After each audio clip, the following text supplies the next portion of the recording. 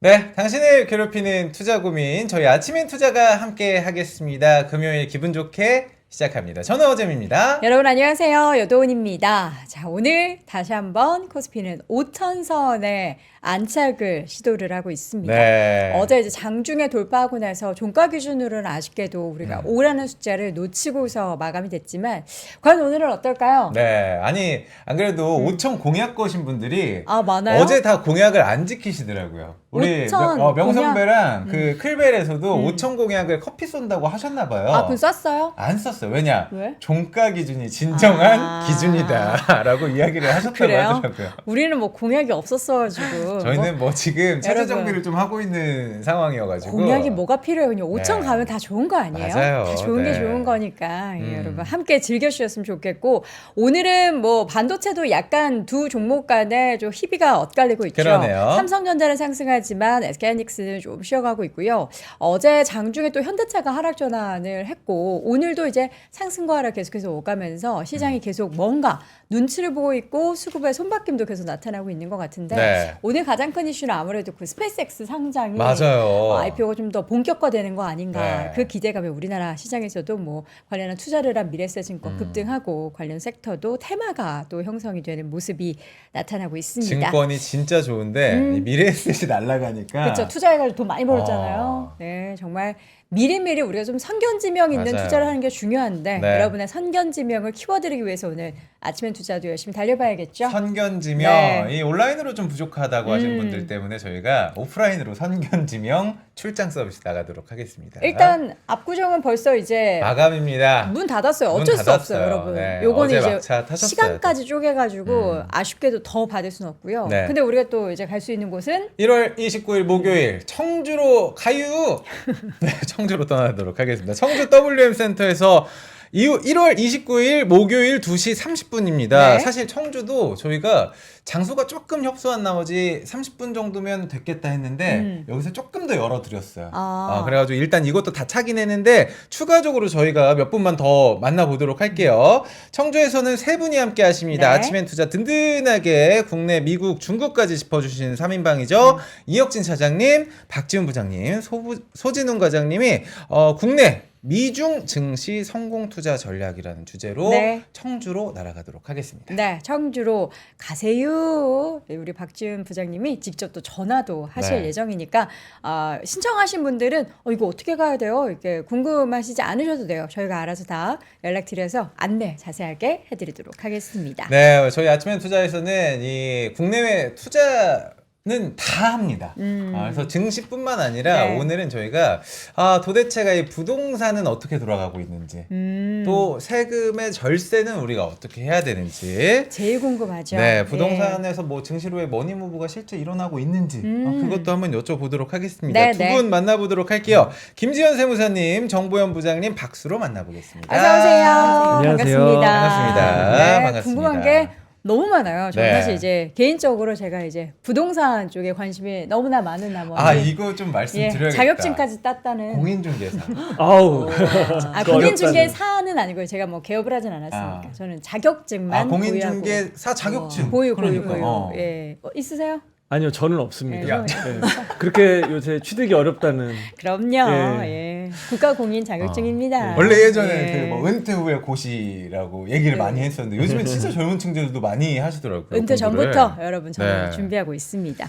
공인중개사 자격증 있으면 뭐예요? 부동산 시장 잘 몰라요. 그렇기 때문에 여쭤보도록 할게요. 최근에 부동산 시장 어떻게 동향은 네. 동향부터? 어떻습니까? 예, 동향 말씀드릴 네. 텐데요. 우리 앵커님께서 그 공인중개사 자격증 시험 말씀해 주셨잖아요. 네네.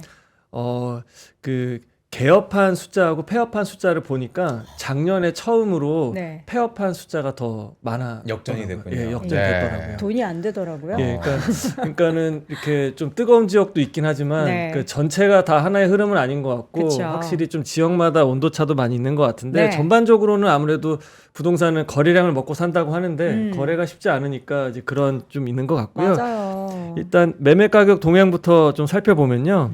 전국은 이제 어제 발표된 한국 부동산원 자료 보게 되면 네. 0.09% 주간 단위로 강보합세로 좀 보여지고 있고 네. 아무래도 수도권과 서울에 관심이 많을 텐데 수도권은 이제 주간 단위로 0.17%, 그리고 지방이 0.02%로 거의 머물러 있는 상태인데 비해서 서울은 이제 지난주가 0.21% 상승했었는데 상승폭을 좀 더 키워가면서 이번 주는 0.29%, 약 0.3% 오른 거죠.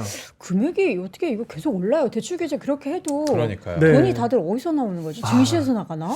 그러니까 현금이 네. 이렇게 많은 줄 저도 이제 데이터 볼 때마다 새삼 놀라고 있는데요. 네. 50주 연속 상승을 좀 한 겁니다. 50주 연속. 네, 50주 연속 상승을 한 것이고 이제 지역마다 좀 살펴보게 되면 작년까지는 그러니까 3분기까지는 아무래도 한강벨트나 이제 강남 3구를 비롯한 이제 고가 지역 중심으로부터 좀 시세 리딩이 있었는데 최근에 나타나고 있는 부분은 뭐 작년 연말부터 저희가 그 전망 보고서를 발간을 했을 때부터 말씀드렸는데 네.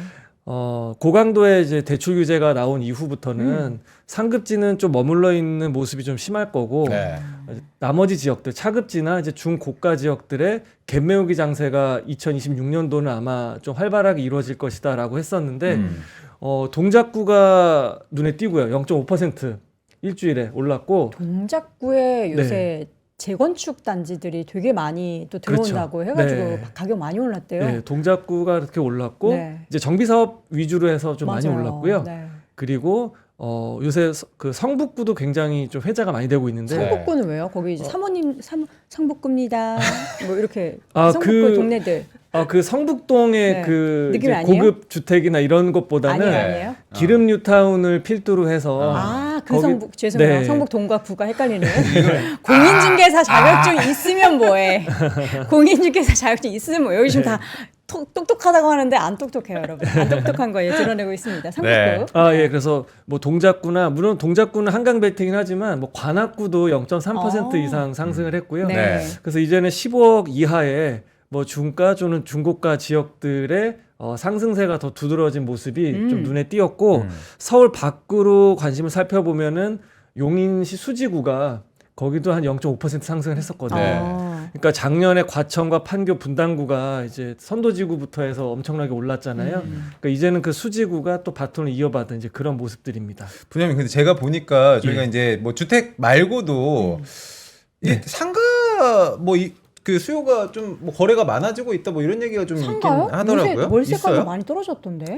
상가도 그 철저하게 지역마다 온도차가 다른 것 같아요. 네. 지역마다. 예, 네. 예. 그래서 그 임차 수요가 꾸준한 지역도 있는가 하면은 할인 분양을 하거나 매매 시장에 오랫동안 매물 내놓아도 손바뀜이 안 되는 곳들, 오랜 동안 또 그 공실이 장기화되는 곳들도 많이 있는 것 네. 같더라고요. 네.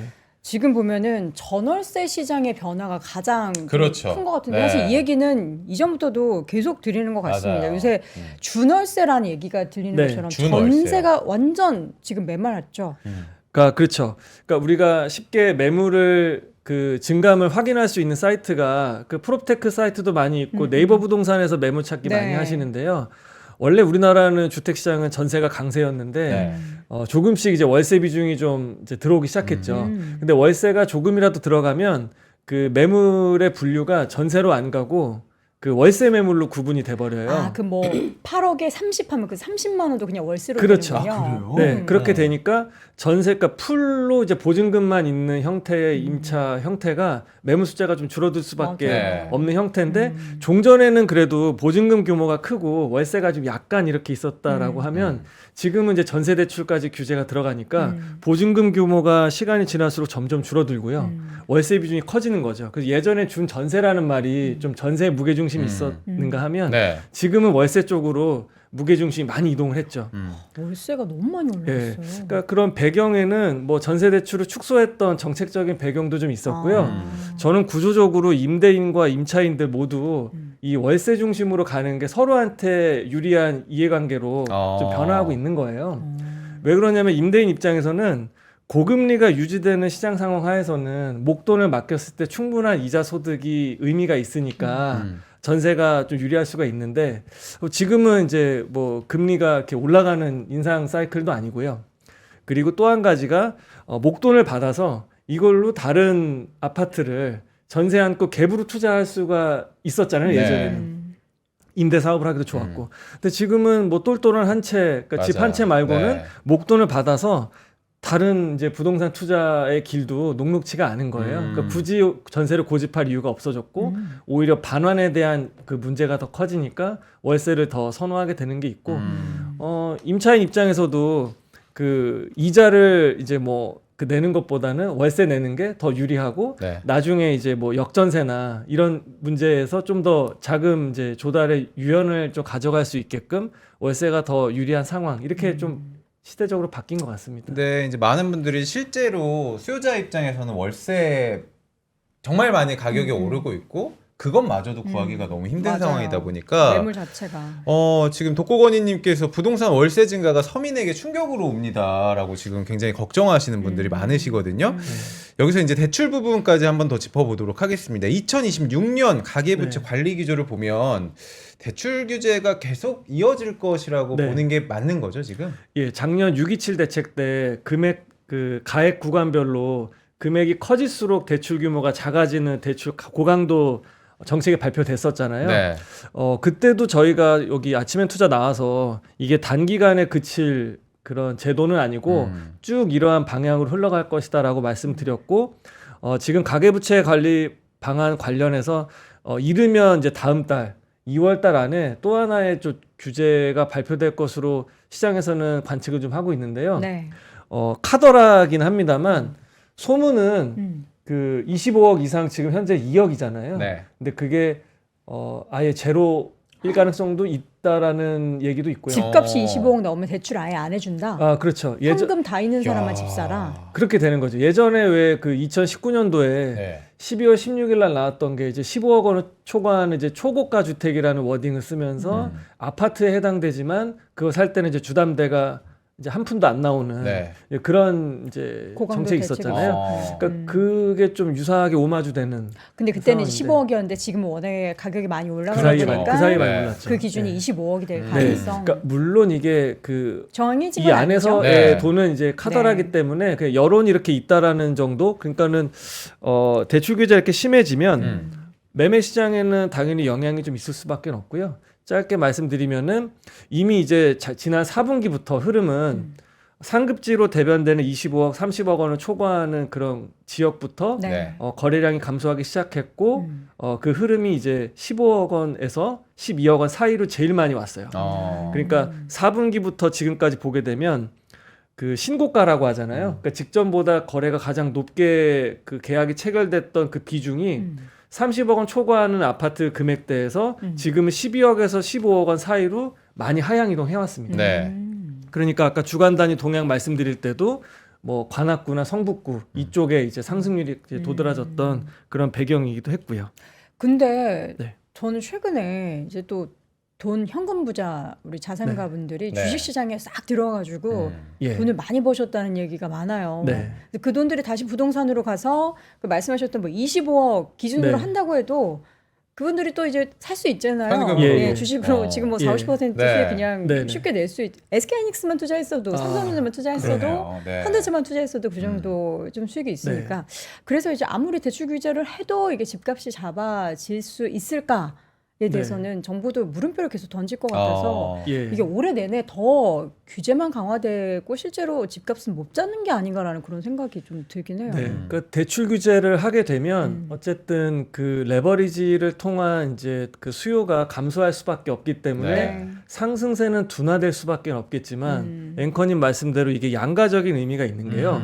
예를 들어서 금리 변동성이 커진다거나 거시경제 여건이 안 좋아졌을 때 한번 출렁이는 순간이 오잖아요. 그럴 때도 사실 내성이 강해져요. 왜 그러냐면 자기 자본 비중이 높기 때문에 그 급격하게 늘어난 이자 부담에 대해서도 그렇게 리스크가 커지지 않거든요. 네. 그러니까 하방 경직성도 또한 강해진다는 점에서 변동 구간은 뭐 얕게 가져갈 수 있겠지만 뭐 하락까지도 연결되긴 좀 어려운 구조도 있죠. 그리고 한 가지 더 이어서 말씀드리면 저는 요새 그런 변화는 좀 감지는 합니다. 네. 그러니까 예전에는 주식 시장이 좋아지고 코인 시장이 좋아지면 특히 젊으신 분들이 거기서 발생된 차익 실현을 통해서 결국에는 다시 내 집 마련이라고 그쵸. 하는 부동산 시장으로 유입되는 유인이 컸는데 최근에 저희가 고객분들 만나보면 네. 주식시장에 대한 기대감이 계속 커지는 게 단기적인 시장 영향은 아닌 것 같다 보니까 이렇게 수익이 괜찮으면 굳이 부동산으로 다시 돌아와야 되나 싶다. 주식에서 계속 놀아도 되겠네. 여기가 더 지금 좋은데. 그리고 대출 우리가 얘기하고 있었잖아요. 그러니까 대출을 안 하니까 레버리지가 작아지니까 그 내 목돈이 많이 잠기게 되는 거예요. 그러니까 보유 실익을 따졌을 때는 네. 주식의 수익률이 훨씬 더 매력적으로 지금 보이는 지금은. 구간인 거죠. 예, 근데 이게 단기간에 끝날 것 같진 않고 계속 이런 식으로 뭐 정책적인 파이프라인도 가동이 되고 하면은 네. 부동산으로 계속 돌아오는 그 공식이 조금씩 바뀔 수 있겠다라는 게 좀 체감이 좀 되는 요새 좀 시간을 보내고 있습니다. 제 주변에 이제 야. 작년에 결혼한 네. 친구들이 되게 네. 많았어요. 그리고 이제 결혼해서 네. 조금 몇 년 있다 내 집 마련을 한 친구들이 그게 되게 꿈이죠. 많았어요. 작년에 네. 또 네. 이제 막 규제한다고 하니까 그 전에 막 사야 되고 맞아요. 이런 수요들이 많았는데 주식 시장이 이렇게 네. 계속해서 올라가게 될지 몰랐던 거죠. 지금 그 친구들이 하는 말. 나 지금 대출이자 내느라 돈이 다 지금 집에 묶여 있어서 주식이 주식도 이렇게 못해? 올라가는 거 보면서 너무 배가 아프다. 네. 근데 그렇다고 해서 당장 집을 팔고 그러네요. 현금화를 네. 하기가 너무 또 어렵잖아요. 네. 부동산은. 그 대출도 또 안 되니까 네. 신규 수요도 없고. 네, 대출이 안 되니까 신규 수요가 증가하기도 좀 어렵고 네, 네. 매도인들은 또 거래 구조가 그 서울과 이제 경기 12곳은 토지거래 허가 구역으로 맞아요. 묶였기 때문에 세입자가 있는 상황에서 거래가 좀 불가하죠. 네. 네, 뭐 그런 것들도 요인이 되는 것 같습니다. 그러니까 음. 여러 가지로 부동산에 있는 게 이제는 계산기 셈법을 좀 달리 가져갈 구간이 온 것 같아요. 네. 등대님께서 월세 살면서 주식을 사는 게 지금 맞다. 약간 이런 힌트를 최대 저에게. 현금화하고 이제 현금 그렇죠. 쥐고 있는 게 맞아요. 최고다라는 거죠. 지금 뭐 전세나 뭐 지금 매매로 들어가면 동훈 씨 얘기처럼 묶이는 돈이 너무 크기 때문에 뭘 이게- 할 수가 없겠네. 근데 이제 늘 말씀드리지만 세상에는 현금 갖고 있는 사람들이 진짜 많다라는 생각을 가끔씩 하잖아요. 그래요? 대출을 그렇게 옥죄고 규제를 해도 집값이 올라가는 살 지역은 사람은 사. 계속 올라가고 네. 또 그 가격대에서도 지금 보면 뭐 서울 어느 지역은 아파트 가격이 100억 가까이 하는데 거기는 또 이렇게 매매가 잘 되는 건지 네. 싶기도 한데. 그러니까요. 그렇죠. 그러니까 시장이 굉장히 이제 세분화됐죠. 음. 그러니까 그 이제 수요층에 맞춰서 움직이는 그러니까 부동산을 원래 본래 좀 국지화 시키잖아요. 네. 그러니까 뭐 100억 원대 매물이 돌고 도는 시장이 있는가 하면 100억. 뭐 10억 미만에도 거래가 잘 안 되는 곳도 있고. 맞아요. 그러니까 지금 저번에 이제 제가 그 지방 지역의 선택적 회복이 굉장히 기대되는 한 해다. 왜냐하면 정부가 부동산 정책뿐만 아니라 뭐 서울대 10개 만들기 교육 환경부터 해서 네. 공기업 이전부터 해서 이제 지방 균형 발전을 위해 그 신경을 많이 쓰잖아요. 근데 울산 같은 경우는 소득이 높다 보니까 부동산이 이미 이제 턴어라운드를 해서 상승으로 반등을 하고 있고 그래요?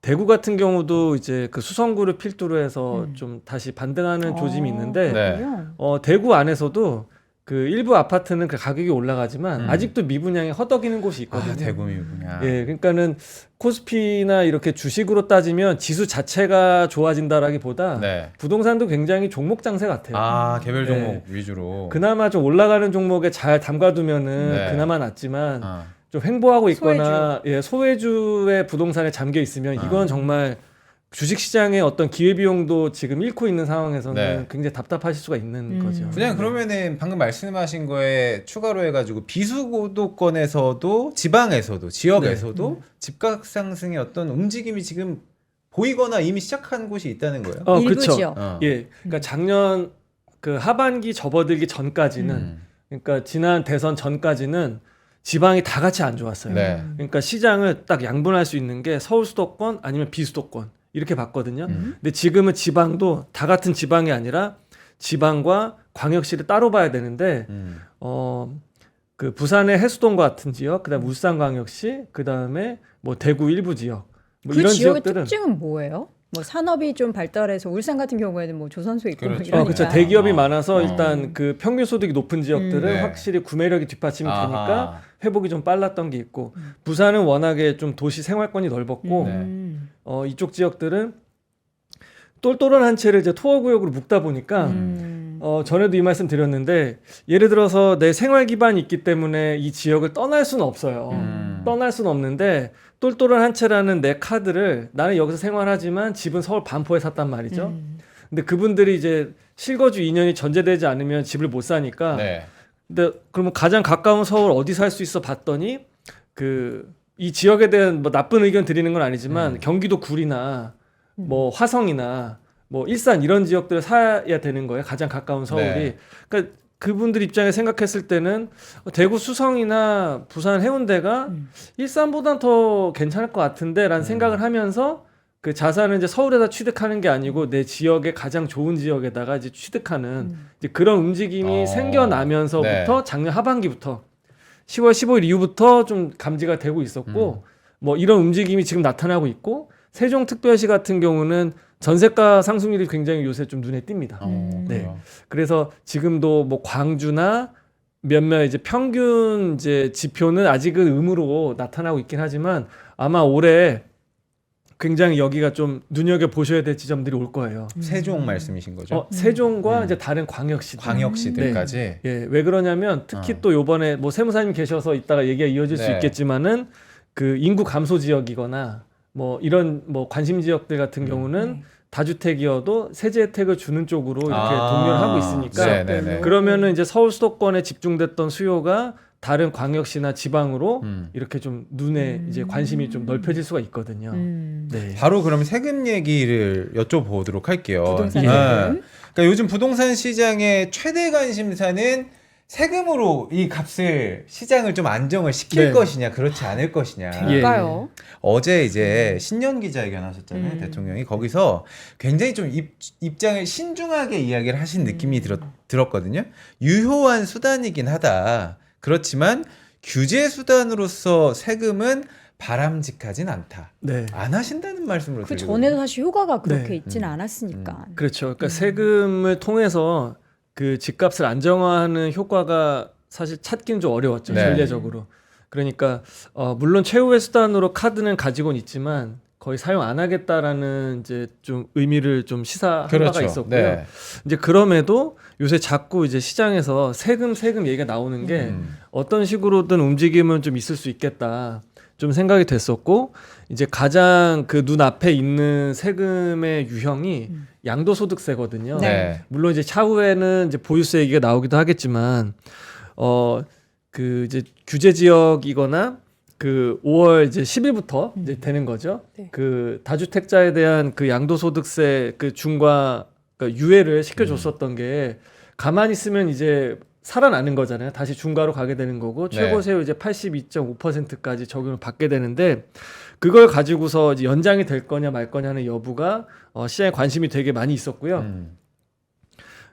여기 이제 그 이재명 대통령께서 간밤에 그 X 있잖아요. 네. 트위터. 옛날 구트위터. 예, 구트위터에다가 글을 남기셨어요. 어떤 글이요? 그 제가 그거를 지금 그대로 캡처해오셨어요? 예, 그대로 캡처했는데 네. 짧으니까 읽어드리면 1주택도 그 1주택 나름이다. 네. 그러니까 만약에 부득이 세제를 손보게 된다면 비거주용과 거주용은 다르게 취급해야 공정하지 않을까요? 라고 이제 그 질문을 던지시면서 이번 5월 9일 만기인 다주택자 양도세 면제 연장은 전혀 고려하고 있지 않습니다. 연장을 하지 않겠다. 그렇죠. 네. 네. 다주택은 물론 비거주 1주택도 주거용이 아닌 투기용이라고 하면 장기 보유했다고 세금 감면해 주는 것은 뭐 이상해 보입니다. 그러니까 장특공제가 오히려 매물 출회를 막고 그 투기를 권장하는 꼴이다. 네. 이렇게 이제 말씀을 좀 하셨어요. 그러니까 당장에 고칠 건 아니지만 토론해봐야 될 주제다라고 한 거 보면 일단 목전에 그 유예 종료를 앞두고 있는 4개월 후에 다주택자 관련 세제는 안 될 가능성이 높지 않을까? 좀 개인적으로 이렇게 좀 보고 있고 이따가 세무사님께서도 이제 의견을 말씀해 주실 텐데 그러면 이제 부동산 시장에 연결되는 고리는 그 140만 명 되는 다주택자가 매물을 그러면 내놓을 거냐? 네. 뭐 이거거든요. 근데 매물을 내놔도 네. 그거를 받아줄 사람이 있어야 되는데 그렇죠. 대출을 이렇게 규제해놨는데 어떻게 받아요? 그 지금 어렵죠. 그러니까는 물리적으로 네. 4개월 남은 시간 동안 그 공급이 이제 두 가지잖아요. 네. 이번에 그 신년 그 기자회견 때도 그 말씀하셨는데 신축을 막 분양하는 거 그리고 신축이 아니면 기축에 대한 이제 매물출을 통해서 유통 물량을 늘리는 거. 네.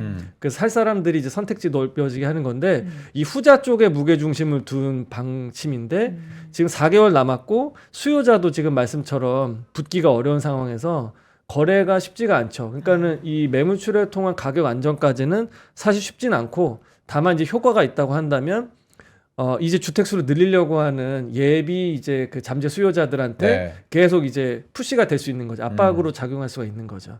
이 그리고 매물이 나왔을 때 누가 어떻게 봤냐. 근데 국내 같은 경우에는 그 대출 규제에 해당되는 사람들이기 네. 때문에 네. 어려운데 사실 우리가 홍콩 사례를 네. 보면서 항상 걱정하는 게 그 중국인들이 네. 가서 홍콩 집값을 그렇게 끌어올렸잖아요. 아. 그러니까 그렇게 매물이 나왔을 때 네. 만약에 이제 우리나라 내국인이 아니라 그렇게 외국인이 네. 규제에 벗어나서 그 할 수도 집들을 있죠. 가져갔을 때는 네. 이거 집값 잡기 어렵다. 어허. 네. 이런 여론도 많은 것 같아요. 네. 그래서 예전에 왜 음. 우리가 대출 규제를 했을 때 외국인도 대출 규제 받긴 하거든요. 근데 외국인이 우리나라 시중은행 이용했을 때 그러니까 자국에서 받아온 대출을 확인할 수 있는 방법이 없는 거예요. 그러니까 사실상 그 유명무실하고 네. 그분들은 이제 자기 자본을 이제 최소화해서 우리나라 오히려 부동산을 살 수 있는 거 아니냐라는 얘기가 나와서 외국인들 대출 금융 규제까지 우리가 자국까지는 어떻게 못하지만 할 수 있는 게 우리나라 공간 안에서 이 집을 살 때는 그럼 당신들도 2년 실거주 동일하게 내국인처럼 하셔라 네. 라고 해서 이제 그건 하죠. 그러니까는 그 이후로는 외국인들의 주택 매수가 많이 좀 끊긴 상태긴 합니다. 아, 그래요. 네네네. 예. 지금 세금 부분에서는 짚어볼 부분들이 많긴 한데 이게 네. 정말 정부에서도 그리고 이재명 대통령도 음. 과거 사례를 두고 봤을 때는 실효성 부분에 있어서 완전하게 100% 이거를 추진을 강력하게 하겠다라고 지금 딱 정하기가 어려운 상황이에요. 그렇죠. 그러니까는 전례가 없었고 그리고 만약에 정부의 이런 정책의 효과 목적이 그 세수 확보라면은 이제 할 수 있겠죠. 근데 집값 안정이라면은 적합하진 않다라고 그쵸. 판단하시는 것 같고 만약에 쓰게 된다면 네. 쓰게 된다면 그 매물을 최대한 많이 유통을 늘리게끔 하는 쪽에 초점이 맞춰질 것 같아요. 그러니까 보유를 많이 못 하게끔. 예. 결국에는 공급일 것 같아요. 그러니까 네. 1월 말에 지금 정부에서 공급 대책을 내놓겠다라고는 이야기를 하는데 이게 저는 기대보다 실망이 좀 더 크지 않을까라는 네. 생각이 좀 있거든요. 어떤 대책이 나와야 좀 시장이 만족을 할 것이라고 보세요? 예, 9월 7일 날 그 현 이재명 정부의 앞으로 5년간의 그 주택 공급 로드맵이 발표됐었는데 시장에서 별로 환영받지 못했잖아요. 네. 그러니까 부동산 정책인데 어디에가 빠졌기 때문에. 그러니까 당신들의 어떤 주택 공급에 대한 열의와 의지는 알겠지만 구체적인 실행 방안이 안 나왔다라고 해서 그때부터 가격이 더 올라갔던 거였는데 그렇다 보니 서울 수도권에서 5년 동안 뭐 135만 원, 150만 원 하려면 빈 땅과 유휴부지를 최대한 공급에서도 연끌을 해야 되고 네. 그리고 기존에 지어진 땅은 정비 사업을 통해서 일반 분양을 늘려야 되는데 그러려면 서울시하고의 그 협의가 굉장히 중요하잖아요. 근데 제가 판단할 때는 10월 15일 날 그 토지거래 허가 구역으로 서울시 전역을 묶었을 때 서울시하고 어떤 그 사전에 협의가 원만하게 됐던 것 같진 않아요. 그쵸. 그 오세훈 시장의 어떤 인터뷰 발언을 좀 참고해 보면 그래서 그런 것부터 다시 이렇게 단추를 끼워 맞추고 예를 들면은 예전에 문재인 정권 때 추진됐던 그 태릉 CC 그 태릉 CC 같은 경우도 그거 어떻게 되는 거예요? 그때는 이제 그 주민들 반발로 인해서 다시 한번 이렇게 덮였었다가 네. 최근에 이제 재추진하려고 하다 보면 그냥 그 골프장 부지에다가 몇천 원 하겠다 이게 끝이 아니고 사실 그러면 이제 이것도 군부대 시설이기 때문에 어딘가 이전이 필요하다든지 그쵸. 보상에 대한 거 그 주민들 의견 청취부터 해서 그 사전에 엄청 필요한 행정 절차가 길거든요. 네. 이게 97 대책 이후에 뭐 한두 달 안에 되긴 저는 쉽지 않았을 것 같아요. 제가 그 바로 앞에 있는 학교를 네. 다녔거든요. 제가 학교 네. 다닐 때부터도 얘기가 여대. 나왔어요. 저 거기 예. 앞에서 군생활 했습니다. 진짜요? 예. 예, 태릉에서 하셨구나. 네. 그러니까 이게 너무 오래 전부터 계속 뭐 카더라 통신으로부터 네, 네. 시작해서 근데 그게 거의 이제 20년 가까이 그렇죠. 흘렀는데 이거 언제 그쵸. 될까 싶긴 그러니까 한데. 이게 단 뭐 한두 달 안에 그 안 조율을 되죠. 마치긴 좀 쉽지 않았을 거고요. 네. 단순히 이제 전에 태릉 골프장을 예를 들었지만 네. 가장 뭐 큰 것은 또 용산 국정무지구 안에 주택을 몇 호를 넣을 네. 거냐 이것도 있고 그렇게 되면은 이제 설계도를 다시 다 바꿔야 되는 상황 뭐 이런 것들부터 해서 뭐 이제 유휴부지나 주민센터 이런 것들을 고층으로 올리고 위를 이제 공급한다고 했잖아요. 네. 뭐 그런 거 하나하나 디테일하게 안 하면은 또 어떤 게 나와도 그 시장에서 인정받긴 좀 쉽지 않았을 거거든요. 네. 왜냐면 기대치는 점점 높아지면 실망이 커질 수가 있으니까. 그러니까 그런 것들 때문에 아마 2, 3월 안에 나온다고 하니까 네. 네. 기대는 좀 해봐야죠. 근데 만약에 그게 또 눈높이보다 낮게 나오면 또 한 번 이게 자극할 수는 있을 것 같아요. 그러면 그때 가서 세금에 대한 논의가 더 활발해지지 않을까 싶기도 하고요. 제가 그 앞에 있는 학교 다녔다니까 선수촌 출신이라고. 도훈 씨 네. 20년이나 되셨냐, 뭐. 강산이 2번이 바뀌었냐 놀라시는 분들이 제가 나이가 좀 계신 것 있습니다. 같습니다. 자, 나이는 비밀로 넣어두고요. 저희가 비밀 아니에요? 다 알아요. 광고는 활짝 공개를 하도록 네. 하겠습니다. 지금 우리 세무사님 지금 모셔놓고 니네 뭐하냐 하시는 분들 계시는데 2부 2부는 여러분. 세무사님하고만 네. 얘기할게요. 여러분들 어디 가지 마시고요. 세무사님과 2부로 돌아오겠습니다. 렛츠 광고 타임.